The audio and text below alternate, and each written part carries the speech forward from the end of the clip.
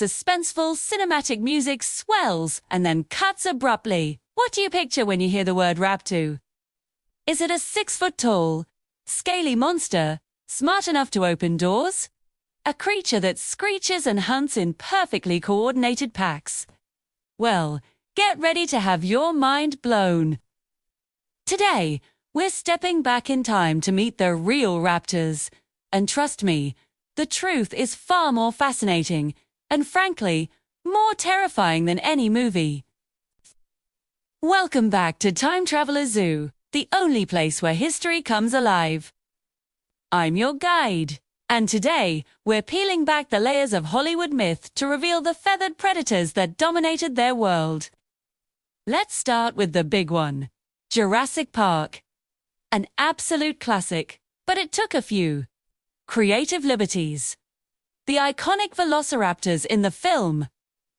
They were actually based on a much larger cousin, Deinonychus.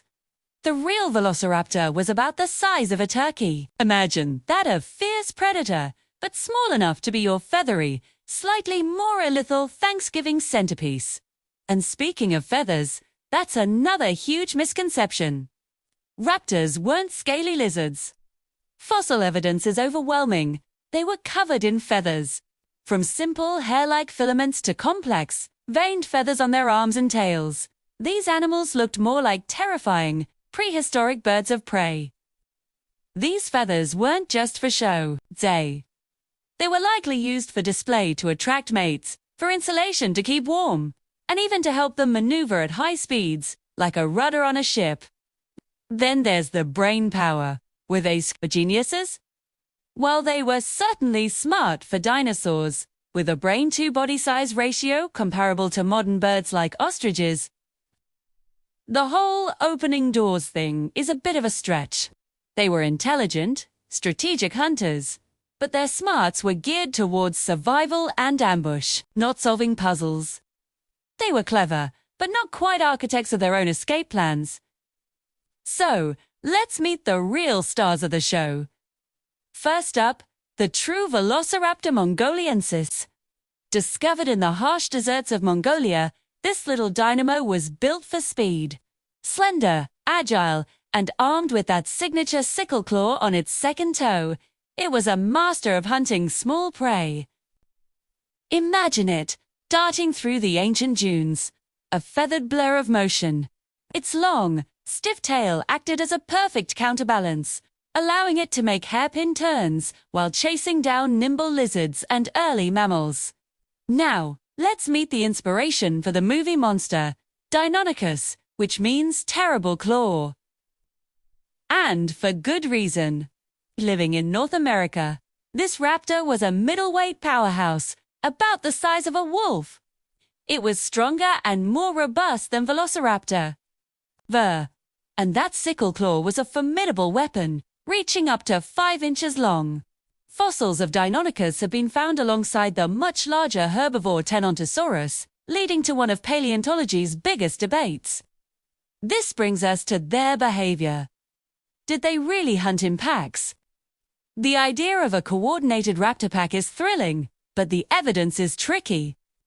Those Deinonychus fossils found with Tenontosaurus could suggest a group hunt, or it could be a case of multiple raptors mobbing a single, larger animal in a chaotic feeding frenzy, much like Komodo dragons do today.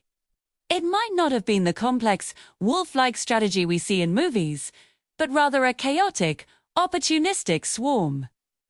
Either way, it would have been a terrifying sight. And that famous claw.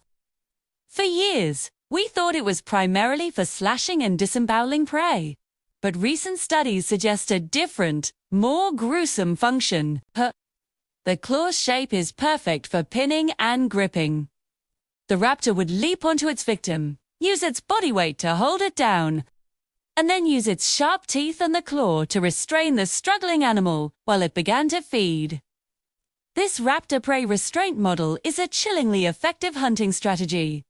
It wasn't a quick slash, it was a struggle for dominance. Let's not forget the big guy on the block, discovered in the Hell Creek Formation. This was a true giant, standing as tall as a person. It It lived alongside T-Rex at the very end of the dinosaur age. Dakotaraptor combined the size of Utahraptor with the agile build of smaller dromaeosaurs. It was the apex version of the raptor body plan, a swift, powerful predator capable of taking down much larger prey. It was the last and perhaps the greatest of its kind. All right, deep breaths. The habitat is stabilizing. The air is thick, dry, and smells of dust and ancient vegetation. Welcome to the raptor's playground. Sound of wind, distant animal calls, and soft rustling footsteps. Look, over there. Through the holographic glass of your chronopod, you can see it. A Velociraptor, not much bigger than an eagle. Its plumage, a stunning mix of earthy browns and reds that blend perfectly with the arid landscape. It's not screeching. It's making a series of low, bird-like chirps and hisses as it communicates with its partner nearby. Notice how it uses its long, feathered arms for balance as it probes a small burrow with its snout. It's not a monster. It's an animal, perfectly adapted to its environment. Now, our pod is shifting biomes, moving forward in time and across continents to North America. There's more humid here, the vegetation thicker. And there, partially hidden by a cluster of ferns, a Deinonychus. It's larger, more muscular. It's watching a small herd of herbivores in the distance. See the intensity in its gaze? It's not moving. It's waiting. This is the patience of an ambush predator. It's not about a frantic chase, but a calculated strike from cover. Dead, powerful leg, holding that terrible claw just inches from the ground, is a coiled spring of potential energy, ready to explode into action at the perfect moment. The sheer power radiating from this creature is palpable, even from the safety of our pod. This is the reality of the Raptor creature, of both grace and brutal efficiency. Now it's your turn to join the adventure. We've met the turkey-sized Velociraptor, the formidable Deinonychus, and the giant Dakotaraptor. Which one is your favorite, and why? Drop your choice in the comments below. And here's a challenge. Imagine you're a paleontologist on a dig, and you stumble upon a live raptor. Using what you've learned today, what would be your survival strategy? Would you try to look big? Stay still? Slowly back away? Let me know what you think. I can't wait to read your survival plans. It's been an incredible journey into the world of these feathered hunters. The more we learn, the more we realize that the truth about dinosaurs is always more amazing than fiction. Thank you for joining me in the Raptor's playground today. But our travels through time are far from over. Next time on Time Traveler's Zoo, we're heading south. Way south. To a time when giants roamed us. Going to crane our necks to witness the sheer scale of the biggest animals to ever walk the earth. Get ready to meet the giants of Gondwana, the incredible sauropods of South America. You won't want to miss it. If you enjoyed uncovering the truth about raptors, please hit that like button, subscribe to Time Traveler's Zoo, and ring that notification bell so you never miss an expedition. Until next time, stay curious.